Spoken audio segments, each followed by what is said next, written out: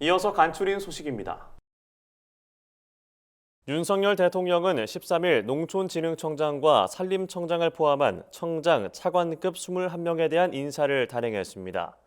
새 정부 농진청장에는 조재호 한국농수산대학교 총장이, 산림청장에는 남성현 경상국립대 초빙 교수가 임명됐습니다. 조재호 신임 농진청장은 연세대 경제학과와 행시 34회 출신으로 농림축산식품부 농업정책국장, 농촌정책국장, 차관보 등을 거쳤습니다. 남성현 신임 산림청장은 건국대 행정학과 출신으로 1978년 산림청에서 공직 생활을 시작해 남부지방산림청장과 국립산림과학원장 등을 지냈습니다. 농협중앙회 사랑의 집고치기 농가희망봉사단과 농협임직원 등 100여 명은 최근 경기 여주시와 양평군 농가를 찾아 시설 개선 봉사 활동에 나섰습니다. 이날 행사에는 이성희 농협중앙회장과 김선교 국민의힘 의원 등이 참석해 농가 지붕 교체와 내외장 수리 등 봉사 활동에 동참했습니다. 농가희망봉사단은 이번 봉사 활동이 끝난 후 여주시 산북면 용담리 마을회관에 고령농과 독거노인을 위한 가전제품과 생활용품을 기증했습니다. 한편 사랑의 집고치기 농가희망봉사단을 통해 2005년부터 지금까지 총 8,600여 명이 노후 주택 수리와 보일러, 급수 배관 교체 등 무료 봉사활동에 참여했습니다. 한국종합농업단체협의회는 최근 성명서를 내고 추경안에 비료 가격 인상분 국고 지원 분담률을 재조정하고 생산비 경감 대책을 추가하라고 요구했습니다. 당초 정부는 농업계와 협의를 거쳐 비료 가격 인상분 지원 자금 분담률을 정부 30%, 지방자치단체 20%, 농협 30%, 농민 20%로 정하기로 했습니다. 하지만 실제 추경안을 보면 분담률은 정부와 지자체 10%, 농협 60%, 농민 20%로 변경됐습니다. 이에 한종협은 농민이 실질적 주인인 농협을 정부가 필요에 따라 임의로 활용하는 것이라며 분담률 증가에 따른 농협의 수익 감소는 결국 농민 대상 지원 사업 축소로 이어질 수밖에 없다고 지적했습니다.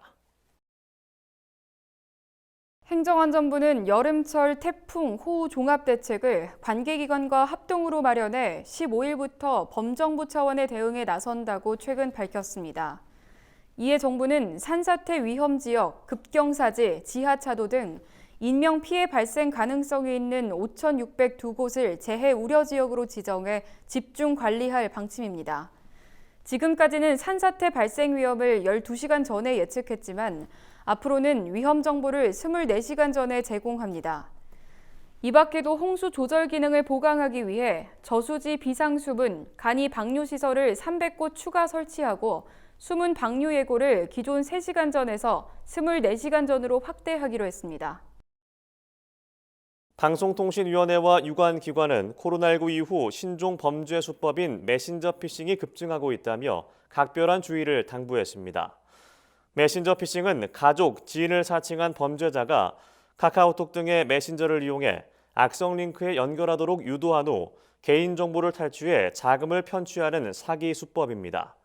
보이스피싱 유형별 피해 현황 자료에 따르면 지난해 기준 메신저 피싱으로 인한 피해액은 전체의 58.9%를 차지했습니다. 방통위는 메신저 피싱 및 보이스피싱이 의심될 경우 해당 금융회사에 연락해 지급 정지를 요청해야 하며 경찰청과 금융감독원에서 피해 신고 및 피해금 환급 관련 상담을 받을 수 있다고 설명했습니다. 산림청은 6급 이하 실무 공무원의 대외 직명을 산림주무관 약칭 산림관으로 개편했다고 최근 밝혔습니다. 새로운 대외 직명은 산림청 구성원을 대상으로 공모해 47개 명칭을 발굴하고 전 직원 선호도 조사를 거쳐 선정됐습니다.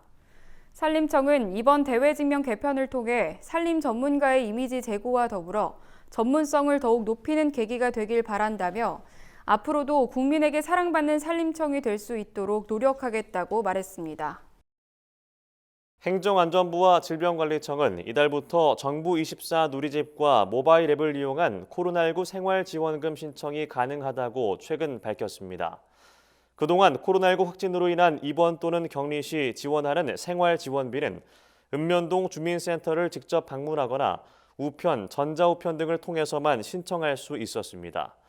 앞으로는 코로나19 생활지원금 신청뿐만 아니라 격리 통지 및 격리 해제 사실 확인 문서가 필요한 경우에도 정부24 누리집을 통한 온라인 발급이 가능합니다. 경상북도는 광역 지자체 최초로 청년 농업인들에게 농지 임대료를 지원하는 사업을 도입한다고 최근 밝혔습니다.